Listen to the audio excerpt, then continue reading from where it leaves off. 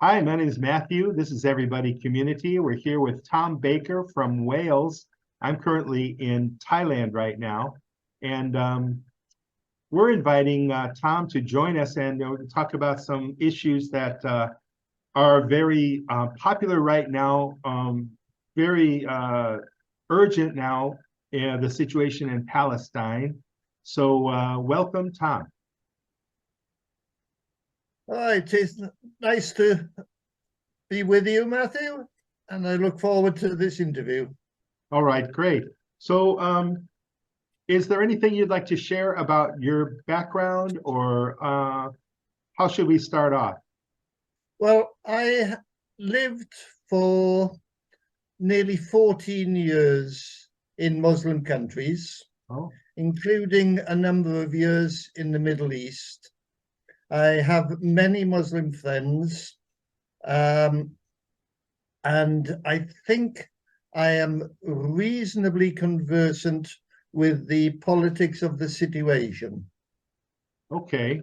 Are you Muslim yourself, or do you have any religious beliefs? I do not. I'm an atheist, but a person's religious beliefs are their own personal concern, nothing to do with me. Okay, me too. I'm also an atheist, and I guess we could say neither of us at least have a religious force in this race, but you do have experience with Muslim people. What was that about? How did that, did you draw any conclusions about the Muslim faith or about what's happening now in Palestine? Well, I worked for a good many years in the Middle East, and uh, Muslim friends and myself used to discuss the world situation regularly. One of my friends, he was a Bedou, Hussein. We spent many an hour drinking tea and talking about everything from the Balfour Declaration to the present situation. But I'm talking now 30 plus years ago. Okay. Um, uh, Unfortunately, the situation has not really changed. Um, what was then and the problems that were in existence then are still in existence now. Yes. One of my friends, while I was out there, a work colleague, Mohammed, was telling me the reason he was working there and had left Palestine was the fact that in the early hours of one morning, they were woken by banging on the door, and outside were armed Israeli soldiers who told them they had to vacate the house because the house was now Israeli property. And he was having extreme difficulty just getting home to visit his relatives. In fact, he had to fly to Cyprus and from Cyprus get a boat over to visit his relatives. He wasn't even allowed to fly directly into his own country to visit his own relatives. So a lot of sympathy from my part. And where was he at the time? In Palestine? Saudi, And where were his relatives at the time in Palestine? in the West Bank. And he wanted to go from the West Bank to Gaza, I guess.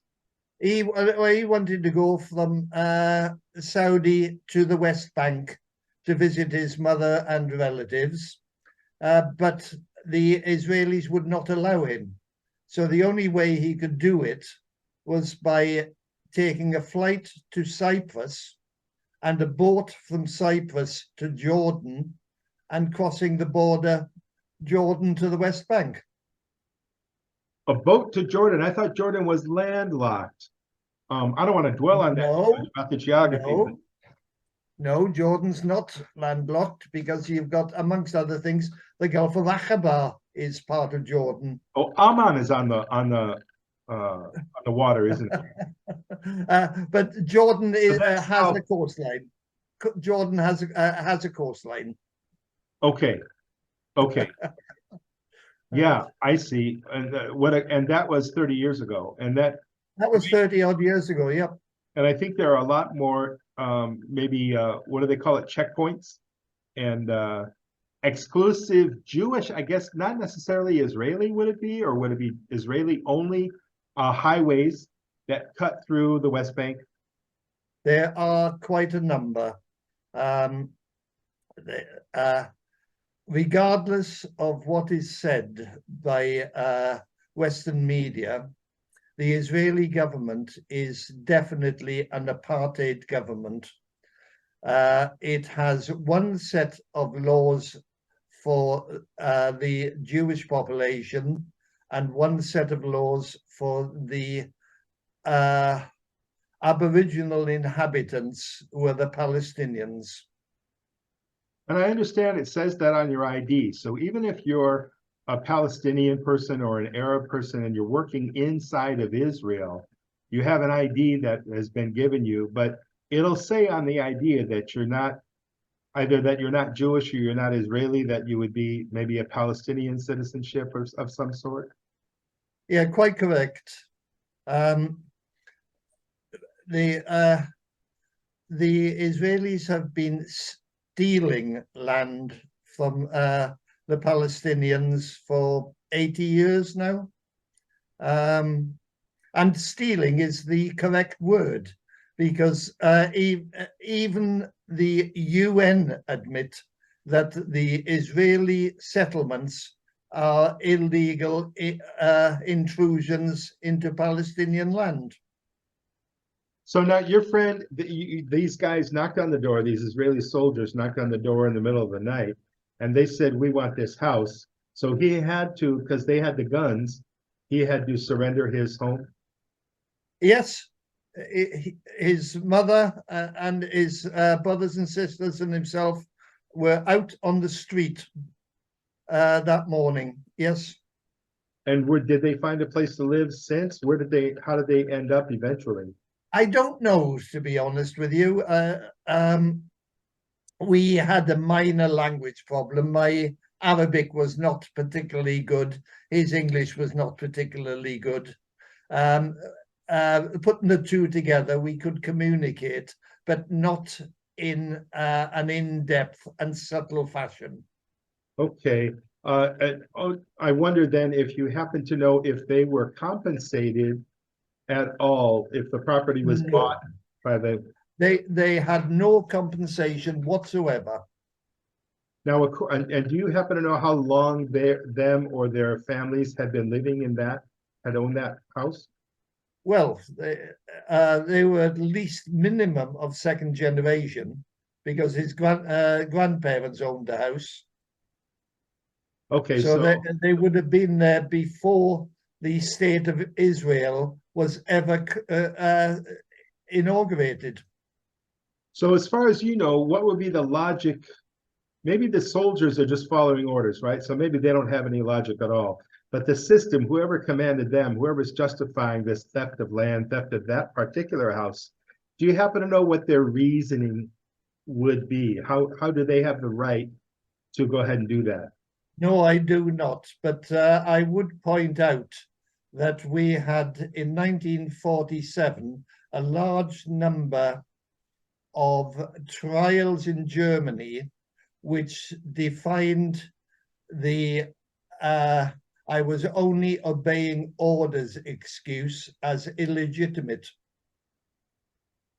Okay, so people were, yes, I know some of the information around the maybe the Nuremberg trials became quite controversial because there's kind of two different sides of that. But it seems to me that the Israelis, or I would define them as Zionists, maybe because they're following the Zionist playbook. They think God gave them that land. I think I agree with your definition as Zionists, but I disagree with the God-given, because I think you will find that the vast majority of them are atheists who have only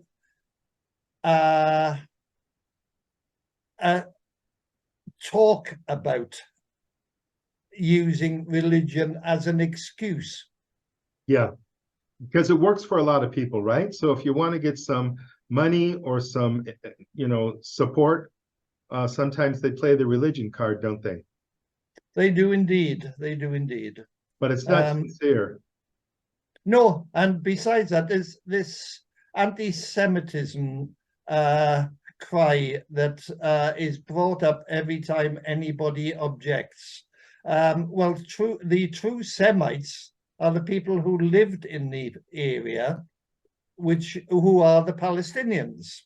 The vast majority of the population who claim the land are actually of mid-European descent and have no actual genetic connection to the Palestine area at all.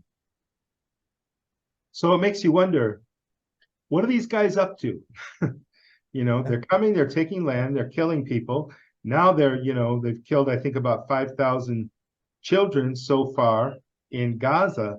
What are they trying to do? If everything's a lie, what is the truth behind it? The establishment of the Greater Israel. They don't want just the Israel that they were given with the Balfour Agreement. They want all the land that belonged to the Palestinians and claim that as Israel. And once they get that Greater Israel, then what are they going to do with it?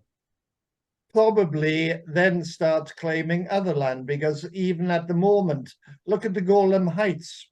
Yeah. That belongs to Syria, yet Israel are claiming that. Yeah. Which, interestingly enough, of course, the Golan Heights also has an oil deposit available from it. So they're not just claiming the land, they're claiming the mineral rights. Yeah, and I know sometimes that can be a huge factor in invading other countries, is getting those minerals, getting the oil, getting the natural gas. Yeah, to a degree, they have learned from the USA in that respect, because the USA is still using muscle to obtain commercial advantage. Why do you think that the USA, especially, I understand there are 2/3 of the Americans right now are in favor of an immediate ceasefire, maybe an immediate indefinite ceasefire. So that's 2/3. That's way more than half. Why do you think the Biden administration and so much of Congress is not agreeing to a ceasefire and trying to enforce that? Why are they letting Israel do anything they want? Because Israel is their muscle in the Middle East, allowing them, for example, the USA at this moment has an illegal presence in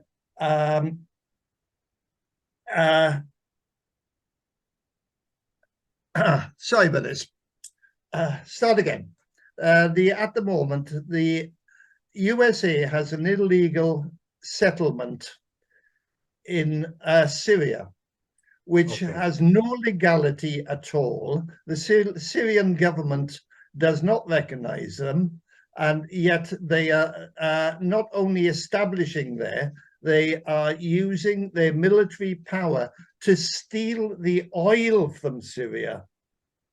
Okay. And you see, the USA will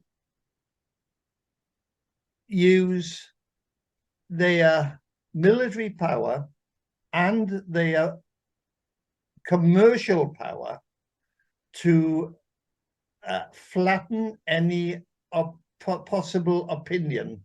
They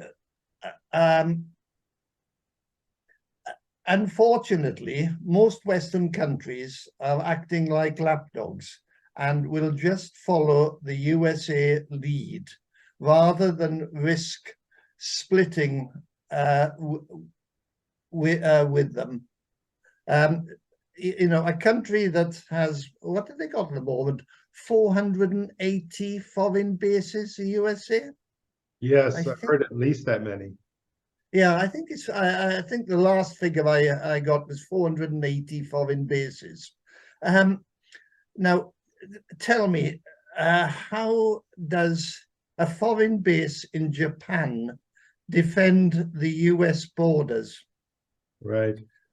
I have I have very little sympathy in this respect. Um, we can afford to spend half our money on the armed forces, yet we cannot afford to give our own citizens decent health care. Makes no sense whatsoever to me. I understand there was a proposal to send immediately another 14 billion to Israel. I think that passed the House. I'm not sure. I heard at one point Biden was going to veto that, but I'm not sure what he if it went through or not. Uh, Dottie, shush. Sorry about that. Somebody joining in. um, I do not know the answer to that one. I'm sorry. Yeah, I'll have to research that a little bit, but I know Yeah, that it passed. I guess it passed Congress, the House and the Senate. yeah.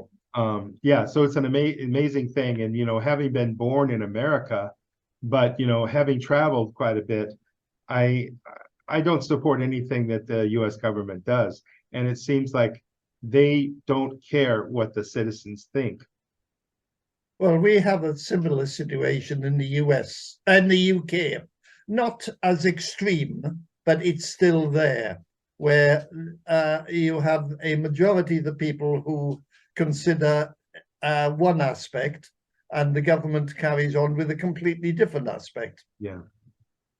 Um, I, and I think you will find similar in France and Germany as well. Yes, I see.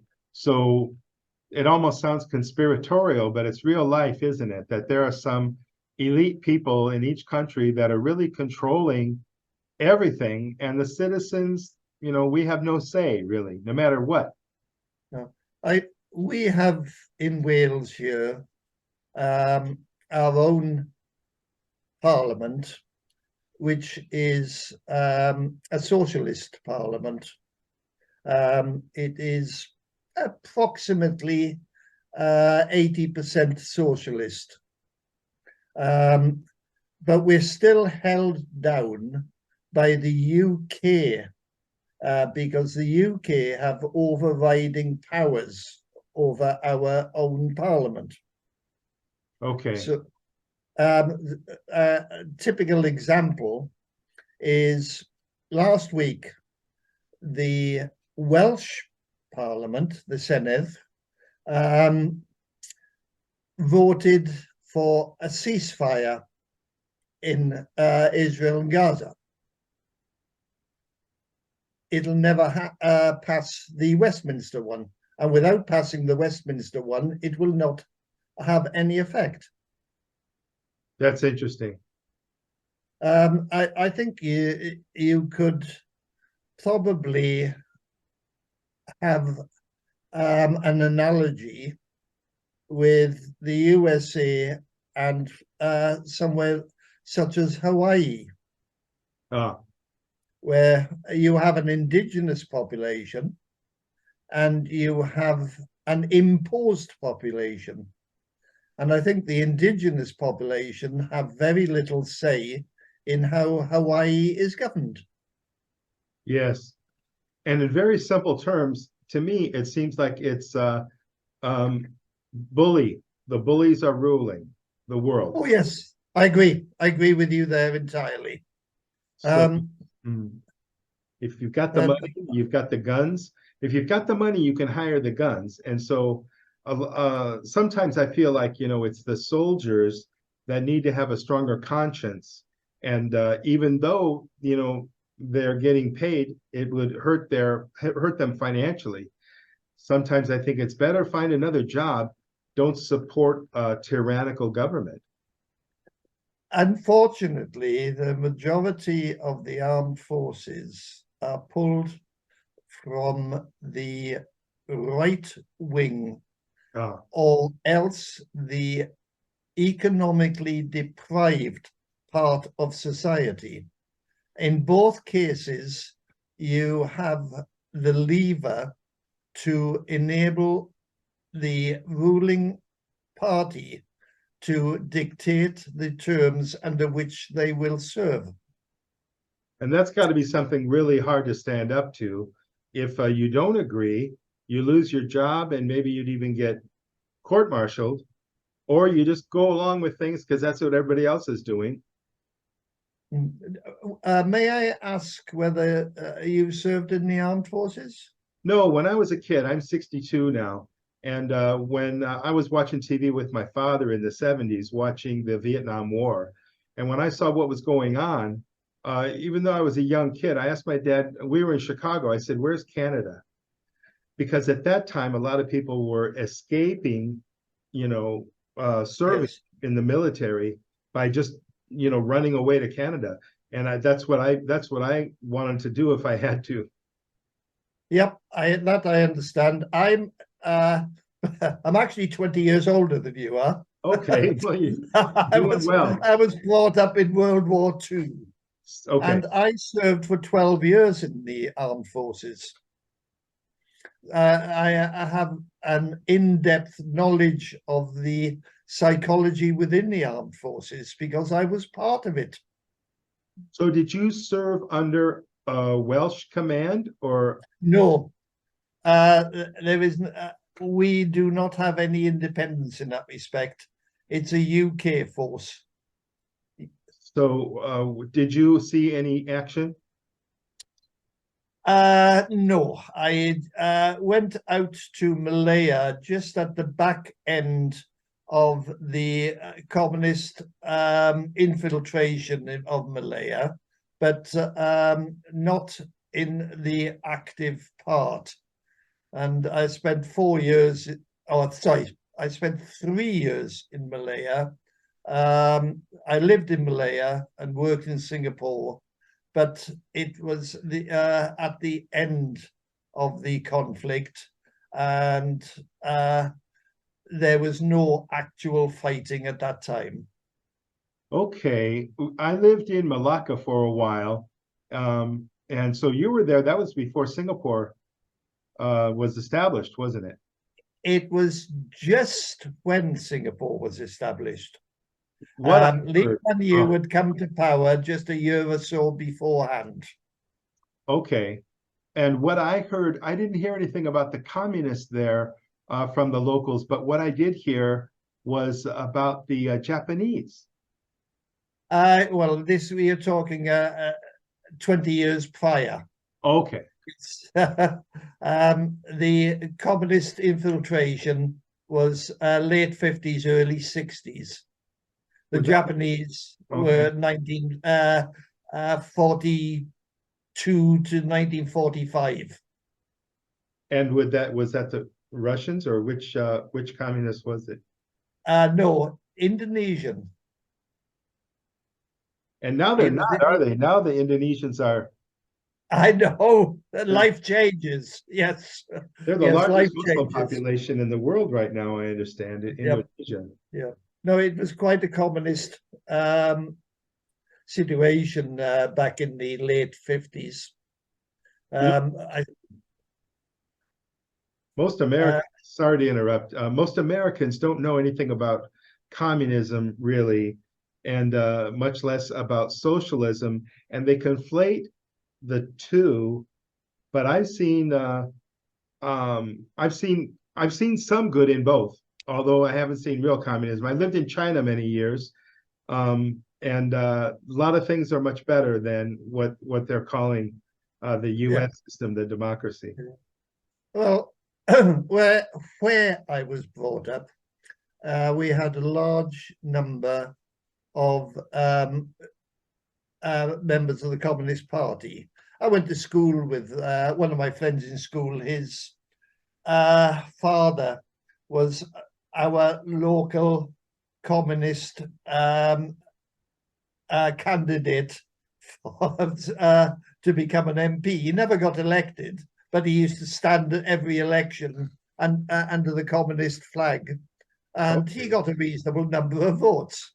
But the thing to remember is the major concern when I was a child on the socialist side was to try to establish from those who can to those who need. And that was the main cry, because we came from a very much a working background. All my family were coal miners. And yes, and a surprising amount of politics when I was a kid. There was it's politically quite an aware section of society were the coal miners, which is one of the reasons Margaret Thatcher destroyed them. Oh, I see. But that was back in the 80s. Ooh, I've lived too long, maybe. Margaret Thatcher, yeah, I remember her Yeah. reign. Yep. Jumping back over into the Palestine issue. Yep, certainly. We know what's going on. I think you've known Muslim people, so you don't have prejudice out of ignorance against all Muslims, thinking that they want to kill all Israelis.